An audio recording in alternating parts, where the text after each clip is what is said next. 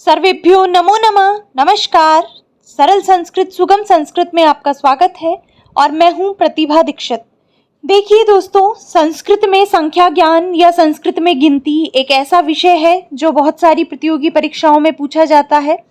Specially जो REET level की, TET level की परीक्षाएं हैं, जैसे राजस्थान में रीट है, इसके अतिरिक्त UP TET, MP TET, H TET, ये जो सारी प्रतियोगी परीक्षाएं हैं, इनमें गिनतियों से संबंधित प्रश्न पूछा जाता है।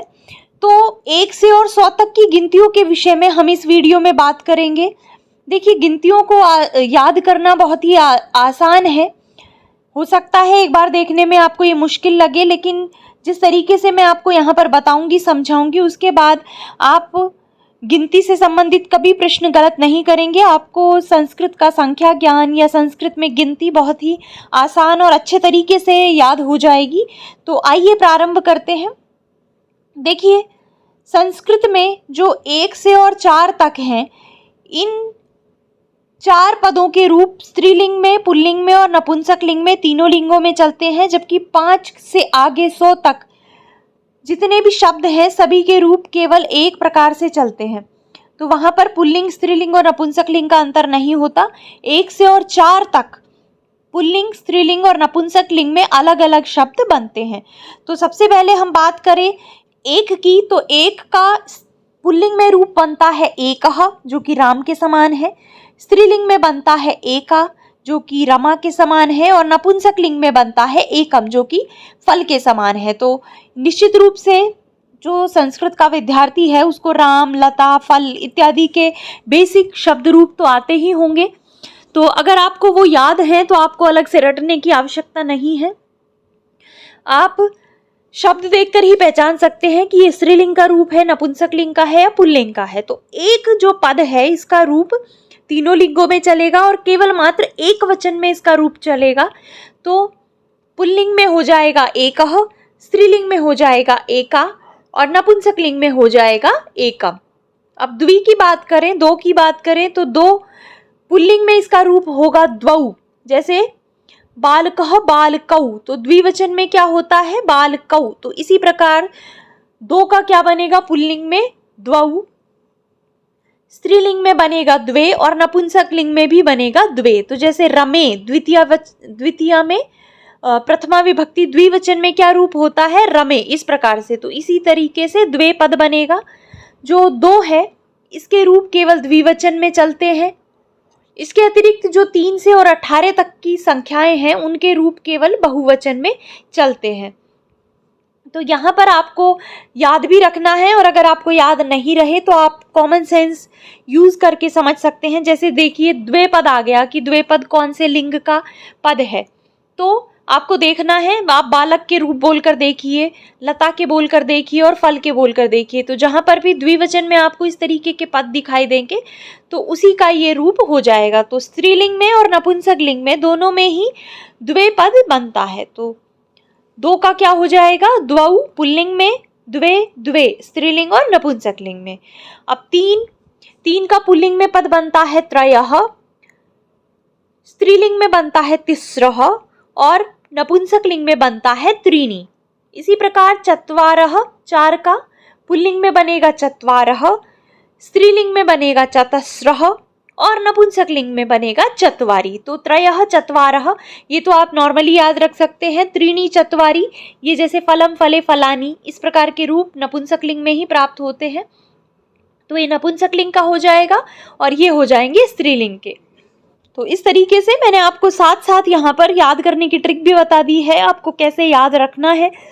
अगर आप भूल भी जाएं तो आपको कैसे अंतर करना है। वैसे आप अगर 2-4 बार इनको पढ़ेंगे तो आराम से आपको ये रूप याद हो जाएंगे। 1 होता है एकः, एका, एकम। 2 होता है द्वौ, द्वे, द्वे।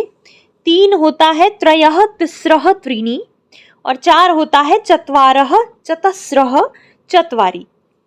अब इससे आगे के जो संख्या शब्द हैं, उनके रूप तीनों लिंगों में समान होते हैं, चाहे हम पुल्लिंग के साथ प्रयोग करें, चाहे स्त्रीलिंग के साथ, चाहे नपुंसक लिंग के साथ।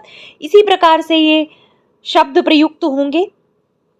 तो 5 को क्या कहते हैं? 5 को कहते हैं पंच, 6 को कहते हैं सठ, 7 को कहते हैं सप्त, 8 को अष्ट भी कहते हैं और अष्टौ भी, दो प्रकार के रूप इसमें बनते हैं, अष्टौ या अष्ट।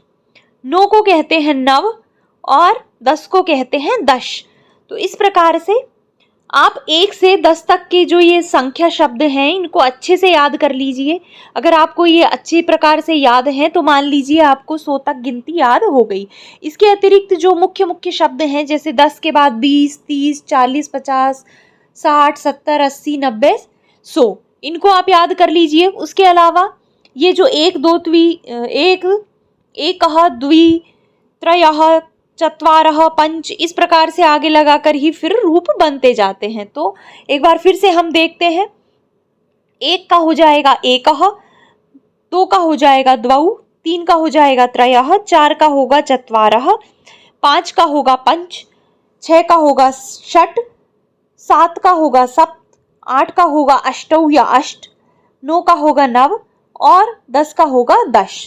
अब उसके बाद है एकादश, 11। तो 11 10 प्लस 1, तो इसको कैसे करेंगे, 1 इसके आगे लिख देंगे और यहाँ पर हो जाएगा एकादश। एकादश अर्थात 11। इसी प्रकार 10 के आगे हम पद लगाते जाएंगे और रूप बनते जाएंगे। तो द्वा लगाएंगे तो बन जाएगा द्वादश और द्वादश हो जाएगा 12।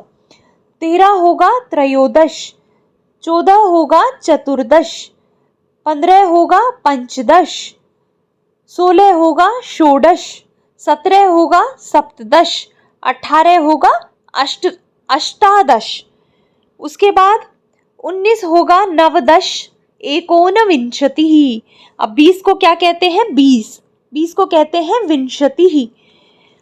तो एकोनविंशतिः, एक नहीं है 20 में, ऐसा कौन है, तो 20 में से एक नहीं है, मान लीजिए एक कम है, तो क्या होगा 19। तो 19 को क्या कहेंगे, विंशति भी कह सकते हैं, नवदश भी कह सकते हैं और इसके अतिरिक्त ऊनविंशति, इस प्रकार से भी पद इसके लिए प्रयुक्त होता है। तो ये तीनों ही टर्म आपको 19 के लिए याद रखने हैं, क्योंकि 19 जो शब्द है स्पेशली पूछा भी जाता है परीक्षा में। थोड़ा सा कंफ्यूजन इसमें आपको हो सकता है, तो आपको याद रखना है। शब्द का अर्थ आप समझिए और उसके बाद याद रखेंगे तो आप भूलेंगे भी नहीं। तो नव दश, 9 और 10, तो कितने हो जाएंगे, 9 और 10 हो जाएंगे 19। इसी प्रकार एकोनविंशतिः, एक कम है विंशति में, एक नहीं है विंशति में, तो क्या हो जाएगा 19। और इसके अतिरिक्त ऊनविंशति, ऊना, तो ऊना पद प्रयुक्त करते हैं कम के लिए, तो ऊनविंशति, विंशति में एक कम, तो वो भी हो जाएगा 19। उसके बाद 20 हो जाएगा विंशतिः। 21 होगा, फिर 1 2 3 इस तरह से लगाते चलिए, 1 द्वा त्रयो चतुर पंच षड सप्त अष्टा, इस प्रकार से लगाते जाएंगे तो आगे के पद बनते जाएंगे। तो 21 हो जाएगा एकविंशतिः, 22 हो जाएगा द्वाविंशतिः, 23 हो जाएगा त्रयोविंशतिः, 24 हो जाएगा चतुर्विंशतिः, 25 हो जाएगा पंचविंशतिः, 26 हो जाएगा षड्विंशतिः। इसके बाद 27 के लिए क्या होगा, सप्तविंशतिः, 28 के लिए होगा अष्टाविंशतिः, 29 के लिए नवविंशतिः, या फिर यहाँ पर 30 के लिए होता है त्रिंशत, तो 29 के लिए क्या हो सकता है, एकोन त्रिंशत। तो एकोन इस प्रकार से आप बना सकते हैं, त्रिंशत में एकोन लगा देंगे तो 30 से एक कम 29 हो जाएगा। इसी प्रकार चत्वारिंशत, 40 होता है, उसमें अगर आप एकोन चत्वारिंशत लिख देंगे तो 39 हो जाएगा। तो इस तरीके से एकोन जहां पर लगा हो वहां पर एक कम आपको करके देखना है बाद की संख्या से, तो इस तरीके से आपको याद रखना है। तो 29 के लिए 2 पद प्रयुक्त हो सकते हैं, नवविंशतिः, 9 और 20 29, इसके अतिरिक्त एकोन त्रिंशत, तो यहाँ पर हो जाएगा 29। 30 होता है त्रिंशत, 31 एक त्रिंशत, 32 द्वात्रिंशत, 33 त्रयत्रिंशत, 34 चतुस्त्रिंशत, 35 पंचत्रिंशत। तो देखिए आगे तो इन्होंने 1 द्वा त्रयः चतुर, पंच, षट इस प्रकार के पद ही सबके सामने लगाए हैं। ये संधि करते वक्त थोड़ा थोड़ा परिवर्तन इसमें हो जाता है। अब चूंकि देखिए संधि आपने हमारे साथ पढ़ी होगी तो निश्चित रूप से आप इसमें संधि भी देख पाए होंगे। त्रयः प्लस त्रिंशत, इस प्रकार से जब इन दोनों को मिलाते हैं तो बाद में क्या है, त और र इस तरह से मिलकर त्र बनता है। बाद में त होने के कारण यहाँ पर जो ये विसर्ग है इसको पहले सश्यरुत्व होता है, पुनः स हो जाता है इसके स्थान पर। तो इस तरीके से यहाँ पर जो पद बनेगा वो बनेगा त्रयस्त्रिंशत्। 34 को कहते हैं चतुस्त्रिंशत्। 35 हो जाएगा पंचत्रिंशत्। 36 हो जाएगा षट्त्रिंशत्। 37 हो जाएगा सप्तत्रिंशत्। 38 हो जाएगा अष्टत्रिंशत्। 39 एकोनचत्वारिंशत् या फिर नवत्रिंशत्। तो दोनों ही प्रकार के पद यहाँ पर बनेंगे, क्योंकि नवत्रिंशत् 9 और त्रिंशत् 30, तो ये 39 होंगे। इसके अतिरिक्त एकोनचत्वारिंशत् 40 में एक नहीं, एक कम, तो ये भी 39 हो जाएगा। तो इस तरीके से 39 के लिए भी दो पद प्रयुक्त होंगे। 40 होगा चत्वारिंशत्। अब 41 के लिए एक चत्वारिंशत्। 42 के लिए दो प्रकार के पद यहाँ पर बनेंगे, द्विचत्वारिंशत् या फिर द्वाचत्वारिंशत्। 43 के लिए त्रयश्चत्वारिंशत् या फिर त्रिचत्वारिंशत्। 44 के लिए चतुश्चत्वारिंशत्। 45 के लिए पंचचत्वारिंशत्। 46 षट्चत्वारिंशत्। 47 सप्तचत्वारिंशत्। 48 अष्टचत्वारिंशत्। 49 क्या हो जाएगा, नवचत्वारिंशत् या एकोनपंचाशत्। तो 49 के लिए एकोनपंचाशत् या फिर नवचत्वारिंशत्। इस प्रकार से 50 होता है पंचाशत्। तो आपको मुख्यतः 1 से 10 तक की गिनती और उसके बाद 20, 30, 40, 50, 60 इनके पद याद रखने हैं। तो आप आराम से कोई भी पद आपको दे दिया जाए आप उसकी संख्या बता सकते हैं, या संख्या दे दी जाए, संस्कृत शब्द पूछा जाए तो आप आराम से उसको बता सकते हैं। 51 हो जाएगा एक पंचाशत्। 52 हो जाएगा द्विपंचाशत् या द्वापंचाशत्। 53 हो जाएगा त्रिपंचाशत् या त्रयः पंचाशत्। 54 हो जाएगा चतुः पंचाशत्। 55 हो जाएगा पंचपंचाशत्। 56 होगा षट पंचाशत्। 57 होगा सप्तपंचाशत्। 58 होगा अष्टपंचाशत्। 59 क्या होगा, 59 होगा चतुः सप्तति। यहाँ पर ये गलत लिख दिया गया है, चतुः सप्तति यहाँ पर नहीं होगा, यहाँ पर क्या होगा नवपंचाशत् या फिर एकोनषष्ठी। तो दो प्रकार के पद यहाँ पर होंगे, या तो नवपंचाशत् या फिर हो जाएगा एकोनषष्ठी। तो 59 के लिए नवपंचाशत् या एकोनषष्ठी। 60 हो जाएगा षष्ठी। 61 होगा एक षष्ठी। 62 होगा द्विषष्ठी या द्वाषष्ठी। 63 होगा त्रिषष्ठी या त्रयःषष्ठी। तो आपको ये ध्यान रखना है, देखिए 41 के बाद दो प्रकार के पद बनने चालू हो गए। 31 तक तो एक ही प्रकार के पद बन रहे थे, द्वा वाले, द्वा त्रयः, लेकिन 41 के बाद दो प्रकार के पद बनते हैं। 2 और 3 की संख्या में द्वि और द्वा, त्रयः और त्रि, इस प्रकार से दो प्रकार के पद बनते हैं। तो ये आपको ध्यान रखना है। हम थे यहाँ पर 63, तो 63 बनेगा त्रिषष्ठी या त्रयःषष्ठी। 64 हो जाएगा चतुःषष्ठी। 65 हो जाएगा पंचषष्ठी। 66 हो जाएगा षट्षष्ठी। 67 हो जाएगा सप्तषष्ठी। 68 हो जाएगा अष्टषष्ठी या अष्टाषष्ठी। 69 हो जाएगा नवषष्ठी या एकोनसप्ततिः। और 70 हो जाएगा सप्ततिः। अब 70 होता है सप्तति, तो 69 क्या होगा एकोनसप्ततिः या फिर नवषष्ठी। उसके बाद 71 होगा एक सप्ततिः। 72 होगा द्विसप्तति या द्वासप्तति। 73 होगा त्रिसप्तति या त्रयःसप्तति। 74 होगा चतुः सप्तति। तो देखिए यहाँ पर इन्होंने 59 में 74 लिख दिया था, चतुः सप्तति। तो चतुः सप्तति क्या होगा, सप्तति अर्थात 70 और चतुः अर्थात 4, तो कितने हो जाएंगे 74। उसके बाद 75 हो जाएगा पंच सप्ततिः, 76 हो जाएगा षट सप्ततिः, 77 हो जाएगा सप्त सप्ततिः, 78 हो जाएगा अष्ट सप्ततिः या अष्टा सप्ततिः,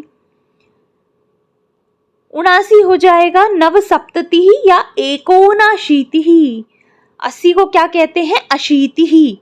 तो 79 को क्या कहेंगे? एकोन प्लस अशीतिः, एकोनाशीतिः। तो 79 हो जाएगा नव सप्ततिः या एकोनाशीतिः। 80 हो जाएगा अशीतिः। 81 होगा एकाशीतिः। 82 होगा द्वयाशीतिः। 83 होगा त्रयशीतिः। 84 होगा चतुर्शीतिः। 85 होगा पंचाशीतिः। 86 होगा षडशीतिः। 87 होगा सप्ताशीतिः।